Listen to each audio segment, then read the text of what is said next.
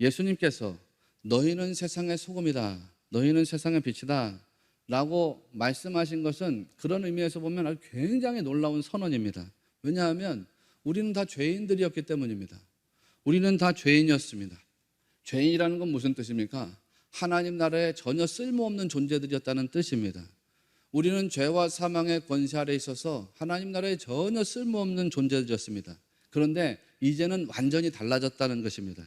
이제는 그리스도 예수님을 영접하고 하나님 나라의 백성이 된 순간부터 완전히 다른 차원의 존재, 정말 중요한 사람들이 되었다라는 뜻입니다.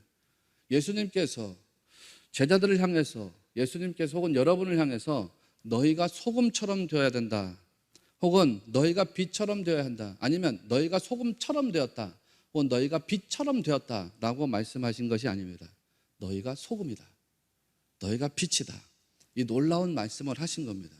죄인이었던 우리를 구원하셔서 정말 존귀한 하나님 나라의 백성으로 자녀로 삼으신 겁니다.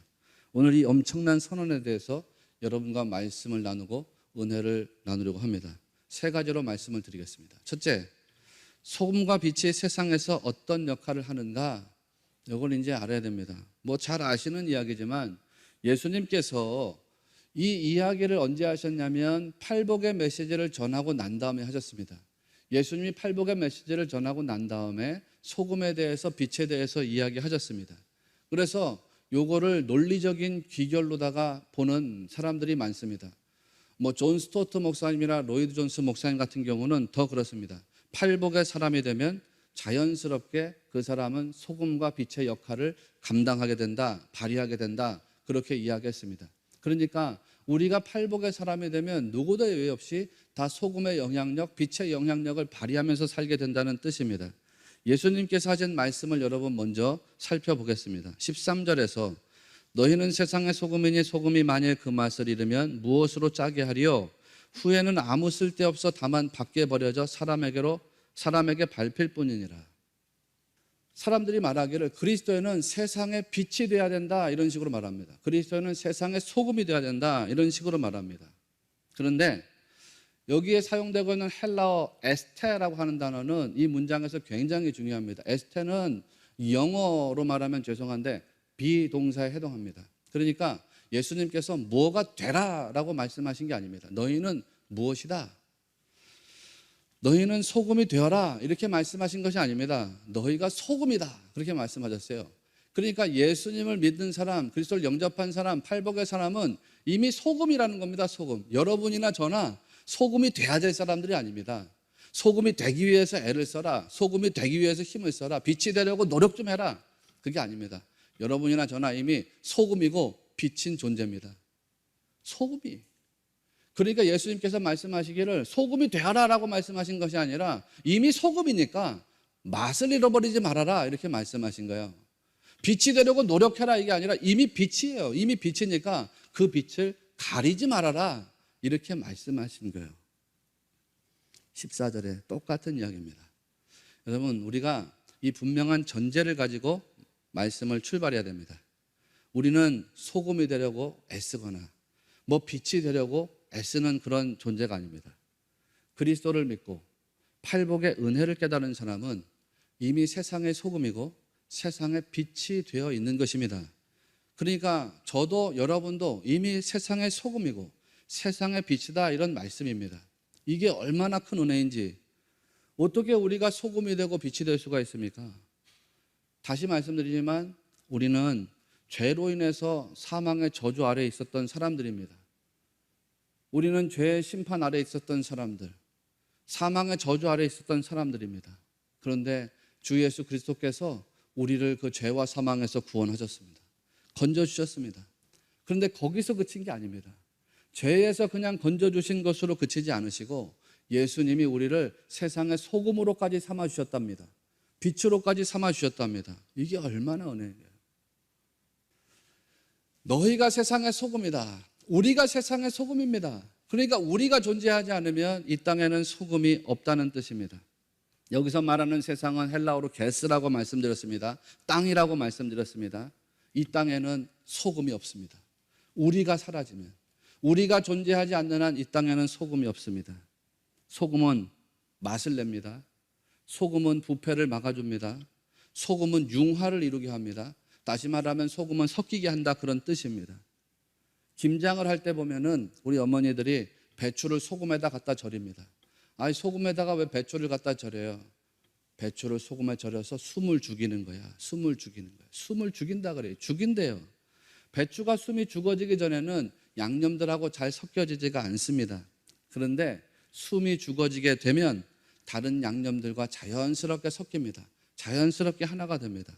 소금은 이렇게 섞여지게 하는 역할을 합니다. 그런데 이 땅에는 소금이 없답니다. 그러니까 이 땅에 소금이 없으니 이 땅은 그대로 내버려 두면 부패합니다. 땅에 사는 사람들도 부패하게 됩니다.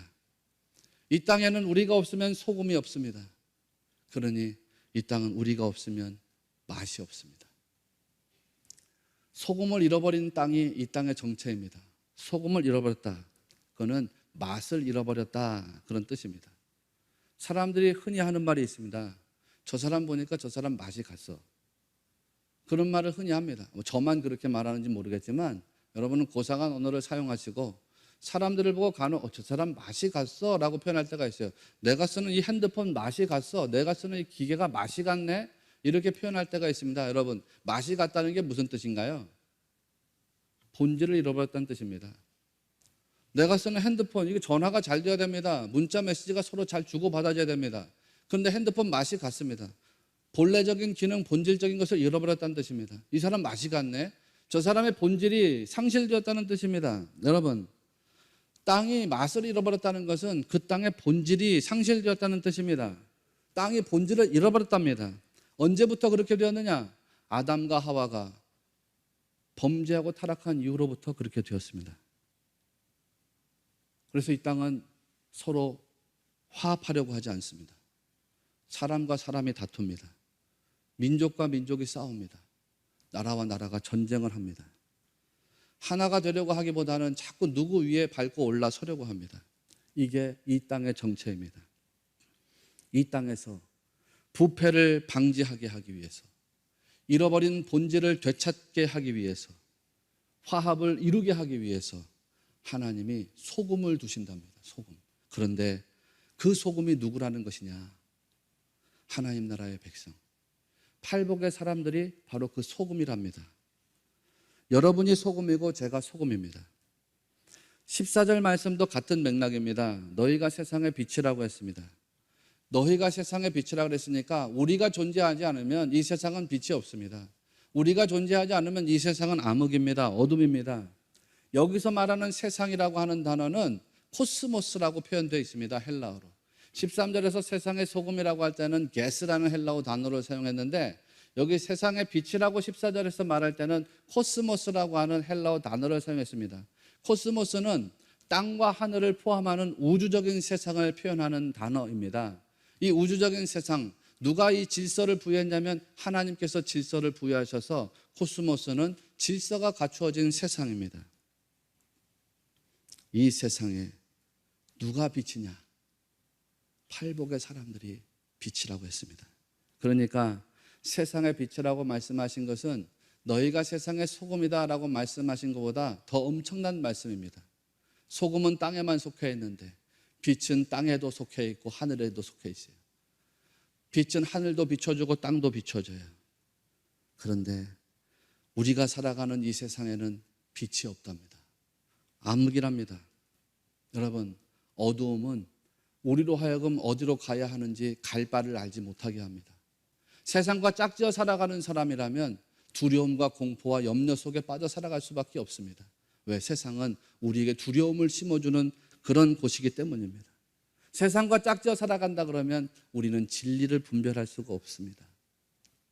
그런데 그 속에서 하나님이 빛을 두셨어요.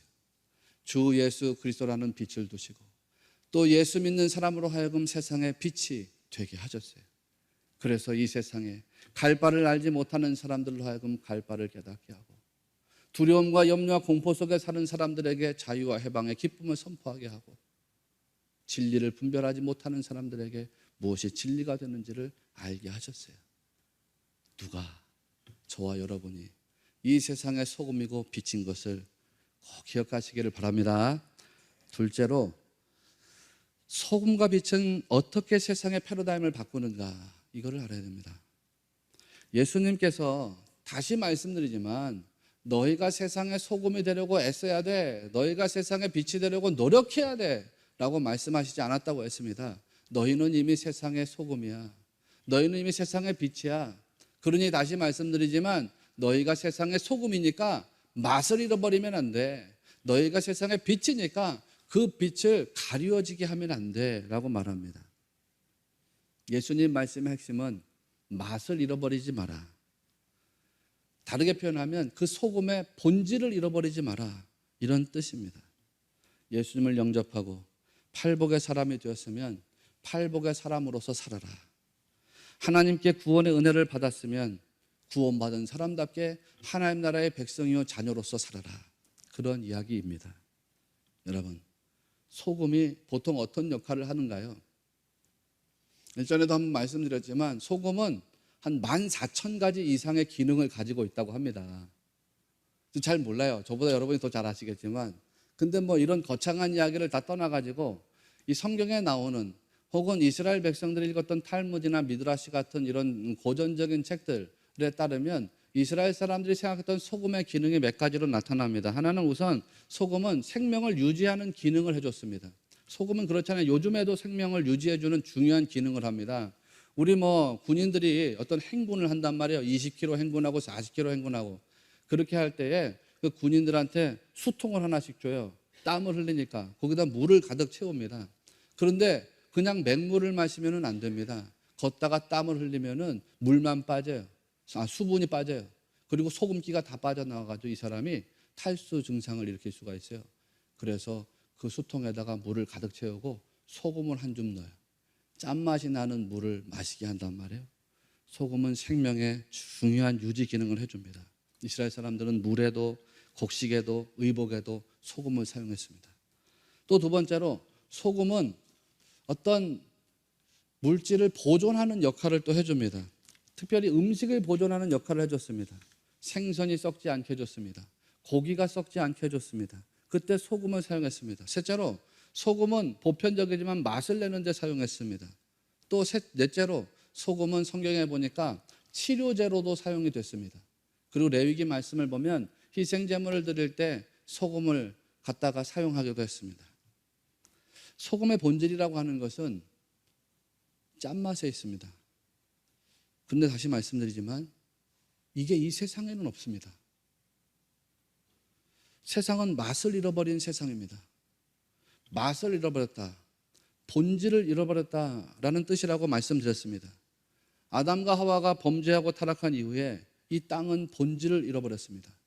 하나님께서 아담에게 주신 땅의 본질이 에덴입니다. 에덴을 지으시고 에덴에 살게 하셨습니다. 에덴이라고 하는 말의 히브리 단어 뜻은 기쁨이라는 뜻입니다. 하나님께서는 이 세상의 사람들에게 기쁨을 주시려고 땅을 조성하셨습니다. 그 기쁨을 누리게 하셨습니다. 그런데 아담이 범죄한 이후로 하나님께서 그 땅을 저주하십니다. 창세기 3장 17절에서 하나님 말씀하시기를 땅은 너로 말미암아 저주를 받고 너는 내 평생에 수고하여야 그 소산을 먹으리라. 땅이 이제 저주를 받았습니다. 사람들이 땀을 흘려야 됩니다.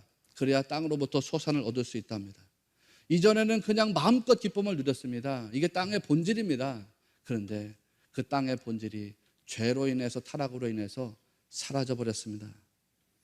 하나님께서 그렇게 잃어버린 땅의 본질을 회복시키려고 소금을 두신다는 게, 소금을 잃어버린 땅의 본질을 회복하시려고 신자를 세우신다, 그런 말씀입니다. 그리스도 예수님을 통해서 범죄한 우리 영혼을 죄와 사망에서 구원하십니다. 그리고는 너희가 세상의 소금이다 선언하십니다. 너희가 이 땅에 잃어버린 본질을 회복시켜줄 하나님 나라의 도구다. 너희가 이 땅에 잃어버린 본질을 회복하게 할 하나님 나라의 일꾼이다.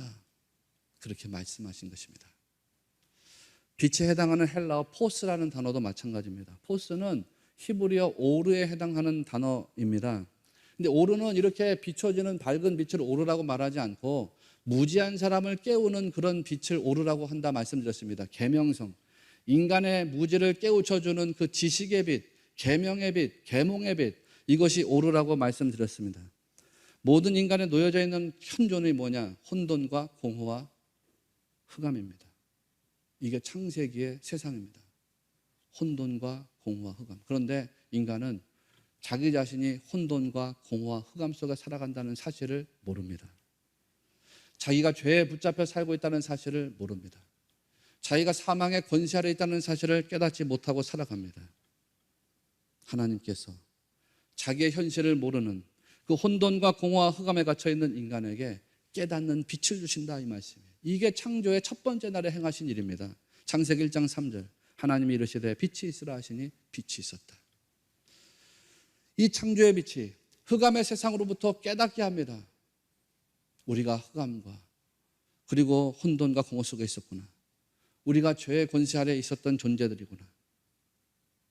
더 나아가서 이 빛은 우리로 하여금 아주 중요한 사실을, 아주 중요한 진리를 깨닫게 합니다. 그 진리란 하나님의 주인 되심입니다. 하나님의 주인 되심을 깨닫게 합니다. 하나님 머리가 되신다는 것을 깨닫게 합니다.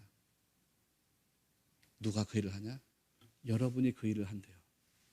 세상에서 하나님의 머리 되심을 깨닫게 해주는 사람이 여러분이랍니다. 하나님이 세상의 주인 되심을 깨닫게 해주는 존재가 바로 여러분이랍니다.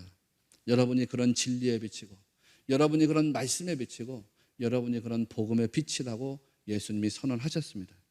물론 우리 스스로 그런 빛이 되는 것은 아닙니다. 여러분 오해하시면 안 됩니다. 우리가 흔히 빛에 대해서 말할 때 발광체와 반사체를 말한다고 하지 않았습니까? 태양은 발광체이고 다른 반사체입니다. 태양은 스스로 빛을 내고 다른 그 빛을 반사합니다. 우리도 마찬가지입니다. 참빛은 오직 예수 그리스도뿐입니다. 오직 예수 그리스도만이 참빛이 되시고 우리는 예수님으로부터 진리의 빛을 반사하는 반사체입니다. 그럼에도 불구하고 여러분이 빛이라고 그랬어요. 빛이라고. 이 빛은 인간의 본질이 뭔지를 깨닫게 해줍니다. 인간이 어디에 살고 있는지를 깨닫게 해줍니다. 인간이 무엇에 사로잡혀 있는지를 깨닫게 해줍니다. 그리고 인간으로 하여금 자기 자신의 본원적인 존재를 회복해 나갈 수 있도록 그 길을 비춰줍니다. 소금과 마찬가지로 빛이라고 하는 것도 세상의 본래적인 목적, 인간의 본질적인 존재 이유를 회복시켜줍니다. 여러분 이렇게 소금과 빛이 사람의 패러다임을, 세상의 패러다임을 바꾸는데 중요한 역할을 합니다. 타락한 세상을 본래적으로 회복시키는 데 쓰임을 받습니다. 그런데 우리가 여기서 생각해야 되는 게 있어요. 어떤 사람의 패러다임을 바꾸려면 그 사람에게 아픔을 줘야 됩니다. 세상의 패러다임을 바꾸려면 거기에는 아픔이 따라옵니다. 다르게 표현하면 대가가 따라와야 됩니다. 패러다임을 바꾼다. 이 패러다임을 바꾸는 소금과 빛은 세상을 아프게 합니다. 무슨 말이냐? 소금은 쓰라리게 합니다. 여러분 그렇잖아요. 여러분 몸에다가 소금을 계속 비비면 쓰라리게 됩니다. 그래서 종교개혁자인 루터는 복음이 참으로 전파될 때에 비난과 선포도 따라온다 그랬습니다. 복음이 참으로 선포될 때, 전달될 때에 비난이 따라온답니다. 왜 비난이 따라옵니까? 사람들이 쓰라림을 느끼기 때문입니다. 난 쓰라린 거 싫어. 루터는 다음과 같이 말했습니다. 소금에 절이면 쓰라리다. 그들은 우리를 쓰라리게 하는 사람들이라고 비난하지만 우리는 다 그렇게 돼야 되고 그리스도께서는 쓰라리게 하라고 명령하셨다. 그러면서 루터가 말합니다. 진짜 소금은 참된 성경이다. 그것은 온 세상을 고발하며 그리스도를 믿는 단순한 믿음 외에는 아무것도 그것을 견딜 수 없다. 지금 제가 되게 어려운 말 한 거죠. 여러분이 복음을 가지고 세상 나가서 사람들하고 접촉하면 세상 사람들이 말씀에 따라 가지고 쓰라림을 당한답니다. 그 사람들은 쓰라리는 거 싫어요.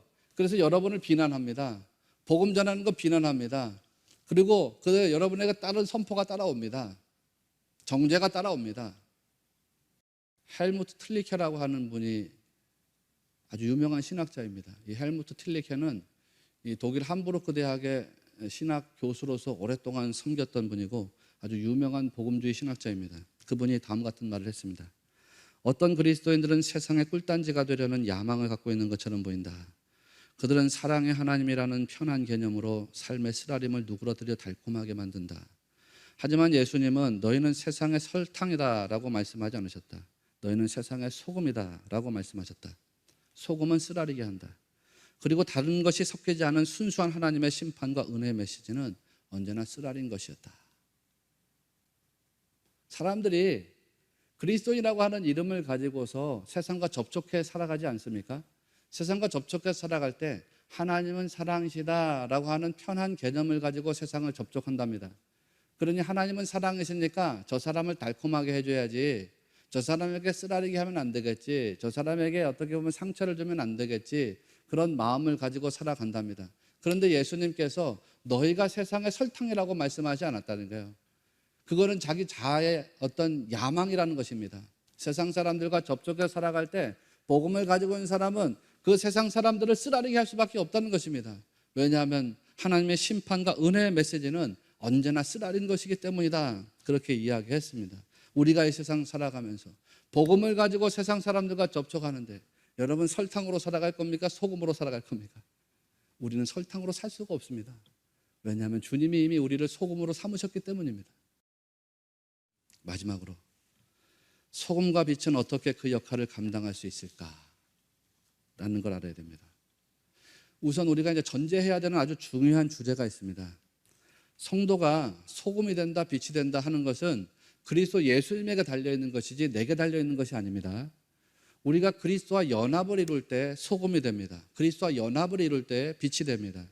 내 자신이 소금이 되는 게 아닙니다. 소금 되시는 그리스도께서 내게 그 짠맛을 전수해 주실 때, 전가해 주실 때 내가 소금이 됩니다. 빛의 경우는 더 확실하고도 분명하게 설명됩니다. 15절 말씀에서 사람이 등불을 켜서 말 아래에 두지 아니하고 등경 위에 두나니 이러므로 집안 모든 사람에게 비치느니라고 했습니다. 이스라엘 사람들이 사용하던 등불을 잘 생각해 보시면 그렇습니다. 이 등불이 계속해서 타오르려면요, 기름이 계속해서 공급되어져야 됩니다. 기름이 공급되지 않으면 등불은 꺼지게 되어 있습니다. 예수님께서 10명의 처녀에 관한 이야기를 했습니다. 비유적으로다가 신랑을 맞이하는 10명의 신부 들러리들, 5명은 어리석다고 그랬고 5명은 슬기롭다고 했습니다. 그 5명의 어리석은 신부 들러리들이 기름을 넉넉하게 가지고 있지 못했습니다. 그래서 그들은 등불을 꺼뜨릴 수밖에 없었습니다. 신랑을 맞이하지 못했습니다. 등불이 계속해서 빛을 내게 하려면 기름을 공급받아야 됩니다. 여러분이 세상의 빛으로서 계속해서 존재하려면 여러분은 늘 언제나 성령으로 충만해야 됩니다. 성령님에게 계속 붙잡혀 있어야 됩니다. 성령의 은혜를 계속적으로 공급받아야 됩니다. 그러니까 그리스도와 연합을 이루지 않으면 계속해서 빛으로 존재할 수가 없습니다. 더구나 우리는 발광체가 아니라 반사체라고 말씀드렸죠. 반사체가 되시는 그리스도와 연합을 이루지 않고서 도무지 반사체가 빛을 낼 수는 없습니다. 예수님이 십자가를 지시기 전에 제자들에게 강조하신 말씀이 있습니다. 그게 뭡니까? 요한복음 15장에 줄줄이 나오는 말씀입니다. 내 안에 거하라, 나도 너희 안에 거하리라, 이겁니다. 요한복음 15장 5절에서는 나는 포도나무여 너희는 가지라, 그가 내 안에 내가 그 안에 거하면 사람이 열매를 많이 맺나니 라고 했습니다. 요한복음 15장 7절에서는 너희가 내 안에 거하고 내 말이 너희 안에 거하면 무엇이든지 원하는 대로 구하라, 그리하면 이루리라, 이렇게 말씀하셨습니다. 뭐 하라는 겁니까? 연합 아닙니까? 연합. 그리스도와 연합을 이루어야 된답니다. 연합을 이루면 열매를 많이 맺는답니다. 연합을 이루면 기도 응답이 온답니다. 연합을 이루면 무엇이든지 원하는 대로 구하랍니다. 그러면 다 이루어진답니다. 그리스도와 연합을 이루어야 소금이 됩니다. 그리스도와 연합을 이루어야 빛이 됩니다. 그리스도와 연합되지 않으면 아무것도 할 수 없다고 예수님도 말씀하셨습니다. 우리가 세상 속으로 들어갔을 때 오히려 세상에 삼켜지게 됩니다. 아이러니하지 않습니까, 여러분? 여러분은 소금인데 소금이 맛을 잃으면은 밖에 버려진답니다. 밖이라는 게 뭡니까? 세상 아닙니까? 여러분이 맛을 잃으면 세상에 버려진답니다. 버려진다는 게 무슨 뜻입니까? 세상과 똑같아진다는 뜻입니다. 세상에 융화된다는 뜻입니다.